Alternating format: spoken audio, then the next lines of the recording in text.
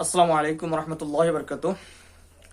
আজকে আমাদের এই 90% মুসলমানের দেশেও আল্লাহকে নিয়ে কুরুচিপূর্ণ শব্দ চয়ন করা হয়, আল্লাহকে নিয়ে অপমানিত করার মতো কথা বলা হয়। সরাসরি বলতে গেলে আল্লাহকে অপমান করে কথা বলা হয়।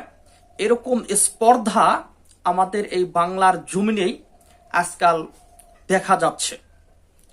গত কিছুদিন আগেই বাউল শিল্পী আবুল সরকার নামে একজন ব্যক্তি, উনি পালা গান বলতে গিয়ে যেই সমস্ত শব্দ চয়ন করেছে, আল্লাহ রাব্বুল আলামিনকে অপমান করে কথা বলেছে, এটা শুধুমাত্র আমাদের ইসলাম ধর্মকেই অপমান করা নয়, বরঞ্চ সকল ধর্মকেই নিয়ে উনি কটাক্ষ করেছে। বিশেষ করে ইসলাম ধর্মকে নিয়ে উনি কটাক্ষ করে কথা বলেছে। এই কথার পরিপ্রেক্ষিতে বাংলাদেশের কতিপয় নাস্তিক ব্যক্তিদেরকে আমরা দেখতে পাচ্ছি, এই ঘটনাতে তারা পানি ঢেলে দিয়ে তারা আরো বেশি এটাকে প্রচার প্রসার করার জন্য ওতপ্রোতভাবে জড়িয়ে যাচ্ছে। শুধু জড়িয়ে যাচ্ছে না, এই কথাগুলোকে এস্টাবলিশ করার জন্য তারা একযোগে হয়ে কাজ করার জন্য প্রতিশ্রুতিবদ্ধ হয়ে যাচ্ছে। অথচ আমাদের মুসলিমরাই এই দেশে 90% মুসলিম হওয়া সত্ত্বেও আমরা এগুলোর কোনো প্রতিবাদ করতে পারছি না। এটা আমাদের জন্য খুবই দুঃখজনক এবং ইমানের বিষয় নিয়ে প্রশ্ন উঠে যায়। পাশাপাশি আরো যে কথাগুলো বলতে হচ্ছে সেটা হচ্ছে, এই সমস্ত পালাগানগুলো আমরা নিজেরাই কিন্তু এগুলোর আঞ্জাম দিয়ে থাকি।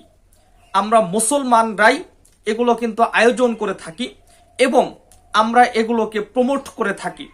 অথচ এই সমস্ত অনুষ্ঠানগুলোতে আল্লাহকে নিয়ে বিদ্বেষমূলক কথা বলা হয়, রসুলকে নিয়ে বিদ্বেষমূলক কথা বলা হয়, অথচ এগুলো আমরা এনজয় করে এগুলোকে সাদরে গ্রহণ করে থাকি।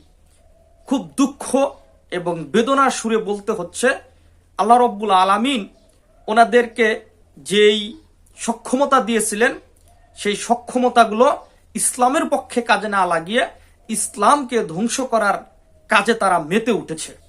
এটা আমাদের জন্য খুবই দুঃখ এবং পরিতাপের বিষয়। আমাদের এলাকাতেও আজকাল এরকম প্রভাব প্রতিপত্তি দেখানোর একটা পায়তারা চলছে। এটা খুবই আশানুস্বরূপ, খুবই ভয়ঙ্কর একটা পরিস্থিতি তৈরি হতে যাচ্ছে। তাই আমার জায়গা থেকে আমার সমস্ত বন্ধু বান্ধব আত্মীয় স্বজনদেরকে বলতে চাই, আপনারা প্রতিবাদী হন।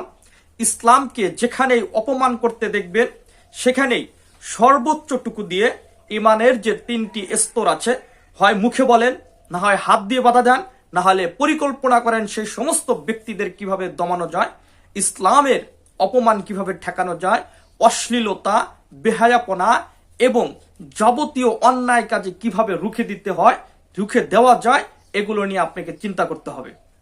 আজ এই বাংলাদেশের ভিতরেই এই সমস্ত কথা বলে তারা হাসি তামাশা করে বেড়াচ্ছে, তারা আনন্দ উল্লাস করছে ইসলামকে অপমান করে।